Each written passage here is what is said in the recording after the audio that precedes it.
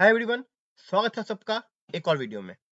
आज हम class and inheritance topic के टॉप मोस्ट एमसीक्यू के बारे में डिस्कस करने वाले हैं, जो आपके बीपीएससी टीआरई 3.0 के लिए एक बहुत ही इंपॉर्टेंट टॉपिक है। इसका फर्स्ट पार्ट जो है ऑलरेडी अपलोड हो चुका है। अगर आपने अभी तक उसको नहीं देखा है तो इसका लिंक मैं आई बटन में दे दूंगा और साथ ही डिस्क्रिप्शन में भी उसका लिंक प्रोवाइड कर दिया जाएगा। तो आइए देर ना करते हुए वीडियो को स्टार्ट करते हैं। तो ये है question number 51। The dot operator connects the following two entities. Dot operator जो है किन दो एंटिटीज को कनेक्ट करने के काम आता है। तो ऑप्शन है class member, class object. Option number B class object and a class. Option number C a class and a member of that class. Option number D a class object and a member of that class. तो इसका जो option होगा वो होगा आपका option number A class member and a class object. अब आते हैं question number 52। If a derived class uses the public access specifier then. तो कह रहा है कि अगर डिराइव्ड क्लास किसी भी पब्लिक एक्सेस स्पेसिफायर का यूज करता है तो एक public base class member remain public in the derived class. एक पब्लिक क्लास मेंबर जो है डिराइव्ड क्लास में भी पब्लिक बना रहता है। प्रोटेक्टेड बेस क्लास मेंबर जो है वो डिराइव्ड क्लास में पब्लिक बन जाता है। तो ये दोनों ही सही है, ए एंड बी दोनों ही आंसर होगा इसका। Which of the following statement will display the word hello on the computer screen? Option A CIN under double quote। CIN एक वहां पे कोट छूट गया है, ठीक है। सी आउट यहाँ भी डबल कोट ही होगा। तो ऑप्शन इसका बेस्ट ऑप्शन होगा वो है आपका option number C, it is C out hello. Next question, default constructor. तो एक डिफॉल्ट कंस्ट्रक्टर हमें पता है कि कोई आर्गुमेंट नहीं लेता है, इसका ऑप्शन होगा A that it takes no argument. A class a class named student must have a constructor whose name is। एक क्लास है जिसका नाम स्टूडेंट है, उसके कंस्ट्रक्टर का नाम क्या चाहिए होना। तो हमें ये पता है कि जो भी कंस्ट्रक्टर होता है उसका नेम और क्लास का नेम क्या होता है, बिल्कुल सेम होता है। इसका ऑप्शन होगा ए, इसका बेस्ट आंसर है। Okay, question number 56। You separate a derived class name from its access specifier with। किसी भी derived class के नेम को हम उसके access specifier से कैसे अलग करते हैं, उसको यूज करते हैं हम लोग टू कोलोन, ठीक है। That means option number B आपका आंसर होगा। 57। To execute a C++ program, you first need to translate the source code into object code। तो इस प्रोसेस को क्या कहते हैं हम लोग, इसे कहते हैं हम लोग sourcing. That is option number C. 58। Which of the following is false? इनमें से कौन सा जो false होगा। A point variable contains the address of variable in a memory। तो ये सही है। You should both declare and initialize a pointer before you use it। आपको पॉइंटर को डिक्लेयर भी करना पड़ेगा, साथ ही उसको इनिशियलाइज भी करना पड़ता है उसको यूज करने के पहले। ये भी सही है। Pointer question number C, sorry option number C, pointers are typically initialized to the empty string। ठीक है, तो ये गलत है। Option number D, a pointer's data type must match the data type of the variable to which it points। तो ये भी सही है। तुम्हारा जो फॉल्स कंडीशन है वो कौन सा है आपका, option number C. Question number 59। The C++ operator used to allocate memory is। कौन कौन सा ऑपरेटर है C++ में जिसको कि हम लोग क्या करते हैं, मेमोरी को एलोकेट करने के यूज आता है। तो आपका आता है न्यू ऑप्शन, मतलब जो न्यू है ऑपरेटर, ठीक है। इसका आंसर होगा आपका option number C, that is new. A C++ keyword for declaring a variable that contains a decimal point। तो डेसिमल पॉइंट को डिक्लेयर करने के लिए किसी यूज करते हैं हम लोग, यूज करते हैं हम लोग फ्लोट को, दैट इज सी। आते हैं अगले क्वेश्चन पे। अगला क्वेश्चन जो हमारा होने वाला है 61 से लेके 90 तक में, ठीक है। यहाँ पे सब मिस्टेक किया हुआ है क्वेश्चन नंबर में, तो आप समझ लेना 61 से 90 तक हमारा क्वेश्चन टोटल है। और इसमें हमको ट्रू और फॉल्स जो है पता करना है। तो अगर आंसर ए रहेगा दैट इज वो ट्रू है, बी रहेगा तो क्या होगा, फॉल्स होगा। चलिए क्वेश्चन पे 61, we can not alter the precedence of an operator. कह रहा है कि हम ऑपरेटर के प्रेसिडेंस को हम बदलाव नहीं कर सकते उसमें, तो इसका आंसर क्या होगा, आंसर होगा ए, सही है। The number of operand that an operator takes cannot be changed except for the function called operator function cannot have a default argument। ठीक है, इसका आंसर भी क्या होगा आपका, ट्रू होगा, सही होगा।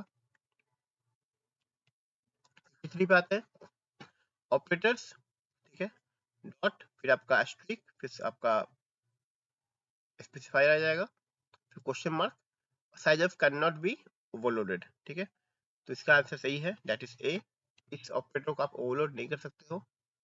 54, dynamic binding facility is more flexible than more flexible and extensible software architecture।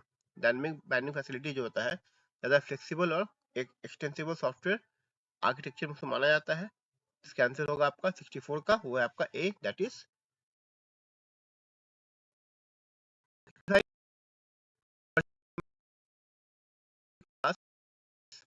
That is they can not be ordinary stand alone function, class data और स्टैटिक मेथड। ठीक है, तो इसका ऑप्शन होगा बी, दैट इज फॉल्स। तो virtual method जो है उसको क्लास मेथड होने की जरूरत नहीं है, सॉरी, इसका आंसर होगा ए, माय मिस्टेक। ठीक है,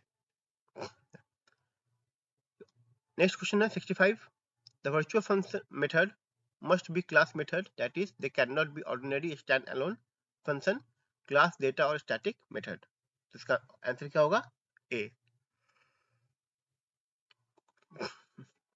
नेक्स्ट क्वेश्चन है 66, virtual methods have a changed interface but a derived implementation can be fixed।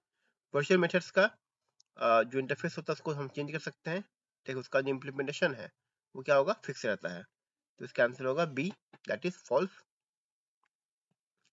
7, pattern matching is a powerful tool for syntax analysis. Syntax analysis के लिए पावर मैचिंग जो है, sorry pattern matching जो है एक बहुत ही आपका इंपॉर्टेंट टूल के रूप में काम करता है। तो इसका आंसर होगा A, that is true. 68, the main idea of pattern matching comes from SNOBOL 4 language. जो पैटर्न मैचिंग का जो आइडिया है वो कहाँ से आता है, सोनोबल 4 लैंग्वेज से, तो ये भी सही है, that is answer will be A. 69, when function grants access to public member of the class to the non member function। ठीक है, तो friend function जो है वो question 69, friend function grants access to public member of the class to the non member function। ठीक है, तो इसका आंसर क्या होगा, इसका आंसर होगा फॉल्स, दैट इज बी। 70 पे आते हैं, simplest pattern in pattern matching is A explicit value और वेरिएबल। ठीक है, सबसे सिंपलेस्ट पैटर्न जो होता है पैटर्न मैचिंग में वो कौन सा होता है आपका, कोई भी एक्सप्लिसिट वैल्यू या फिर कोई वेरिएबल। इसका आंसर क्या होगा, ए, दैट इज ट्रू। आज क्वेश्चन 71 पे, a tree pattern describes a part of a tree by starting with a node and specifying some branches and nodes and leaving some unspecified with a variable और wildcard pattern। तो tree pattern जो है वो क्या करता है, किसी भी ट्री के पार्ट को ऐसे नोड क्या करता है, स्पेसिफाई करने का काम करता है, बाकी को लिव समझता है वो आगे का जाके। ठीक है, तो इसका आंसर क्या होगा, इसका आंसर भी होगा आपका ट्रू होगा। 72, a parametric polymorphism allow a function or a data type to be written generically so it can handle values identically without depending on their type। तो ये बिल्कुल आंसर सही है, that is answer number true. 73, parametric polymorphism is not common in functional programming। तो ये false होगा, इसका answer that is B. 74, the constructor and structure of a base class are not inherited। तो ये सही है, किसी भी बेस क्लास का जो कंस्ट्रक्टर और डिस्ट्रक्टर होगा उसको हम लोग इनहेरिट नहीं कर सकते हैं। तो इसका आंसर होगा आपका true. 75, the assignment operator is not inherited। ठीक है, तो ये भी सही है, ए। 76, the friend function and friend class of a base class are also not inherited। तो इसका आंसर भी क्या होगा, सही होगा। हम लोग बेस क्लास के फ्रेंड फंक्शन को और फ्रेंड क्लास को भी इनहेरिट नहीं कर सकते हैं। हो गया। Next question 77, public member of class are accessible within the class itself. ठीक है, पब्लिक मेंबर जो होता है सिर्फ हम उसी के क्लास में एक्सेस कर सकते हैं, तो गलत है, ये प्राइवेट मेंबर के लिए होता है, तो इसका आंसर होगा false. 78, friends can be useful at a time of overloading certain type of operator, तो ये सही है 78 का, that is true। 79, friend function make the creation of some type of input output function easier। friend function जो है input output का जो function होता है उसके क्रिएशन में क्या करता है, हेल्प करने करता है, उसको इजी बनाता है, तो 79 का आंसर होगा आपका ट्रू, दैट इज ए। आते हैं question number 8, the friend function may be desirable is that in some cases two or more classes may contain member that are interrelated relative to other part of your program। Simple सी बात करें तो friend function में जो है कुछ ऐसे case हो सकते हैं जहाँ पे दो या दो से ज्यादा क्लास जो है उनमें ऐसे मेंबर हो जिनको हम किसी और मेंबर से इंटररिलेट करवा सकते हैं। ठीक है, तो इसका आंसर क्या होगा, उसका आंसर भी हो जाएगा आपका A, that is true. Number 81, private member of class are accessible within the class itself, तो ये भी ट्रू है। Next question, protected member of are similar to public member, false है, प्रोटेक्टेड मेंबर पब्लिक मेंबर जैसा नहीं होता है, इनमें डिफरेंस होता है। 83, the inheritance enable us to reuse the property of an existing class। Inheritance जो होता है वो अलाउ करता है हमें कि हम एग्जिस्टिंग क्लास के प्रॉपर्टी को क्या करें, यूज कर सके, इसका आंसर होगा सही, दैट इज ट्रू, मतलब A. 84, in inheritance private member are also inherited, तो ये गलत है, हम लोग प्राइवेट मेंबर को इनहेरिट नहीं कर सकते हैं। आज question number 85, it is not possible to create object instance of abstract class. Abstract class के ऑब्जेक्ट इंस्टेंस को हम क्रिएट नहीं कर सकते हैं, तो ये ट्रू है, सही है।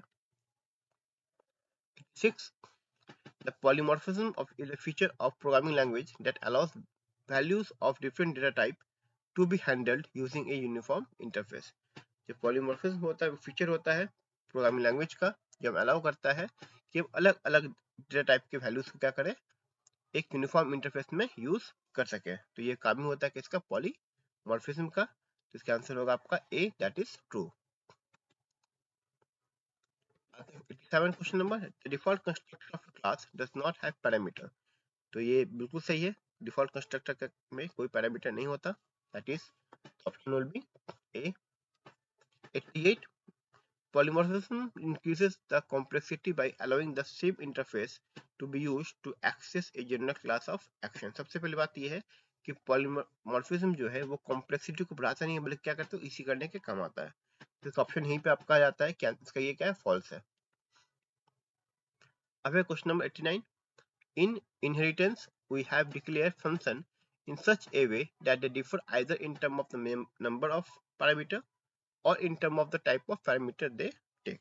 ठीक है, इनहेरिटेंस में हम फंक्शन को इस तरह से डिक्लेयर करते हैं कि वो या तो नंबर ऑफ टर्म्स के मामले में अलग हो जाए या नंबर ऑफ पैरामीटर के मामले में अलग हो जाए। ठीक है, या फिर उसमें कौन सा पैरामीटर यूज हो रहा है, किस टाइप के पैरामीटर होते हैं यूज, उसके बेसिस पे वो अलग हो। ठीक है, तो इसका आंसर क्या होगा आपका ए, दैट इज ट्रू।